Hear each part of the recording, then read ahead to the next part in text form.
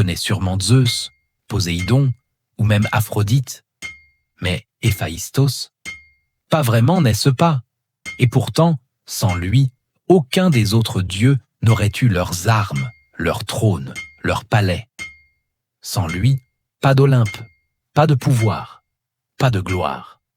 Héphaïstos, c'est le dieu des forgerons, le seul dieu, handicapé, rejeté, moqué, invisible, et pourtant indispensable. Et si je te disais que son histoire peut changer ta vie, parce qu'elle parle de toi, de ta différence, de ta souffrance, de ton génie, de ce feu que tu caches.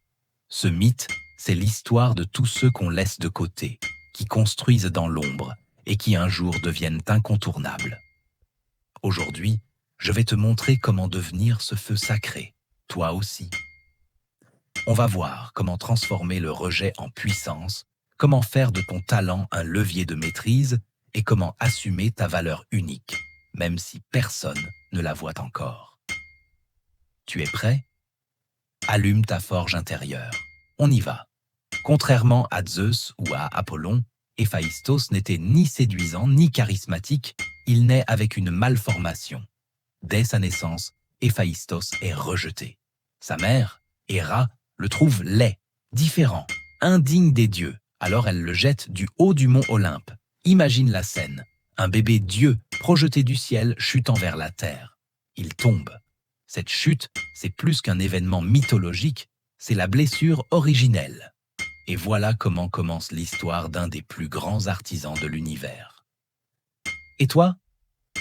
Tu n'as peut-être pas été jeté du ciel, mais tu sais ce qu'est le rejet. À l'école, en famille, au travail, ce moment où tu sens que tu n'es pas comme il faut, que l'on ne veut pas de toi. Mais voilà, Héphaïstos ne s'est pas arrêté là. Comme lui, accepte ta douleur, ne la nie pas, c'est la base.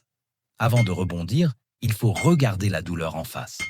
Ne pas faire semblant, ne pas enfouir, ne pas minimiser. Ce qui ne me tue pas me rend plus fort, a dit Nietzsche. Mais pour que cela soit vrai, faut que tu passes par la douleur, pas que tu la contournes. Ce que tu as vécu, c'est réel. Le rejet, l'humiliation, la solitude. Assume-les. C'est ce qui va devenir ton carburant. Allume le feu créatif. Ce qui différencie Héphaïstos, ce n'est pas juste sa chute, c'est ce qu'il en fait.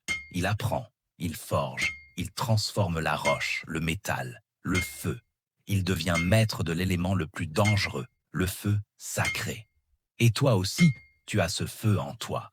C'est ta rage, ton envie de prouver, ta soif de faire quelque chose de beau, malgré tout. Tu veux un exemple? Regarde comme Eminem, Oprah, Jean Moulin, Frida Kahlo. Tous rejetés, tous blessés, tous devenus puissants grâce à ce feu. La douleur, ce n'est pas une fin, c'est un début. Une fois exilé, Héphaïstos ne cherche pas à se venger. Il ne se lamente pas. Il travaille. Il apprend à forger. Il façonne les plus belles armures, les armes divines, les objets magiques. Des merveilles que même les dieux lui envient. Mais tout ça, il le fait dans l'ombre. Pas sur Insta, pas en story, pas avec une cour autour de lui. Juste lui, son feu, son enclume, son art. Car sache que la maîtrise naît dans la solitude.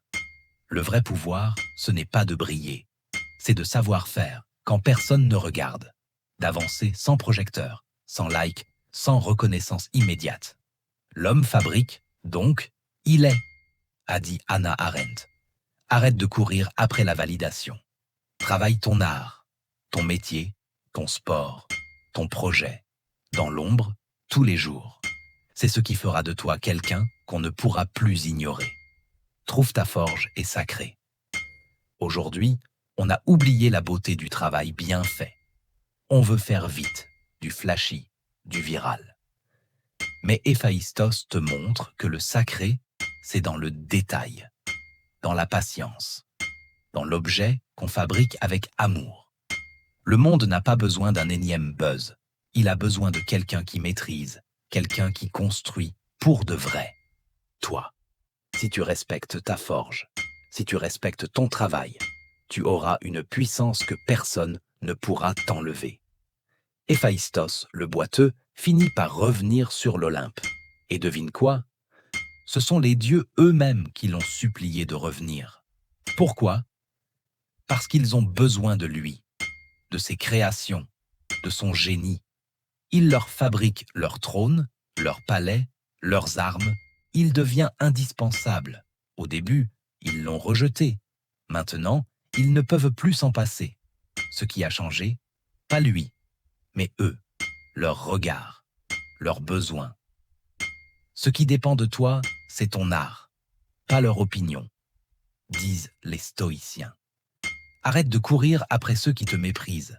Crée, construis, deviens tellement bon qu'ils ne pourront plus faire sans toi. Ta différence est ta carte maîtresse. Héphaïstos, c'est le seul dieu pas parfait, pas instagrammable. Et pourtant, c'est lui le plus utile. Et si ce que tu crois être ta faiblesse était en fait ta plus grande force, tu es trop calme, trop intense, trop sensible, trop lent, parfait. Ce trope, c'est ce qui te rend unique. C'est l'arme que personne d'autre n'a. L'homme n'est rien d'autre que ce qu'il se fait, a dit Jean-Paul Sartre. Tu n'es pas ce que les autres disent de toi. Tu es ce que tu fais chaque jour, ce que tu décides de devenir. Héphaïstos n'a jamais attendu qu'on l'aime. Il a juste construit. Et un jour, tout le monde l'a vu. En conclusion, réveille le forgeron en toi. Tu te sens à part? Invisible question, marque différent? Parfait. C'est exactement ainsi qu'Héphaïstos a commencé. Et regarde jusqu'où il est allé. Il a transformé la honte en puissance, le rejet en mission, le feu intérieur en chef-d'œuvre.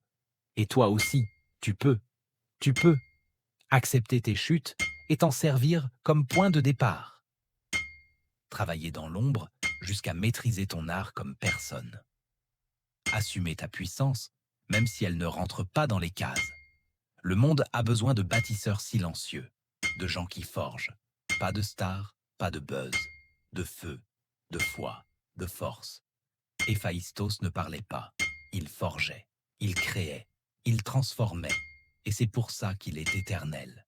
Si tu te reconnais dans ce feu silencieux, si tu es en train de forger quelque chose que personne ne voit encore, si tu refuses de rester au fond de la grotte et que tu veux bâtir ta propre Olympe, abonne-toi. Active la cloche. Partage cette vidéo. Parce qu'ici, on transforme les cicatrices en or. Parce qu'ici, on ne cherche pas à briller. On crée ce qui brille.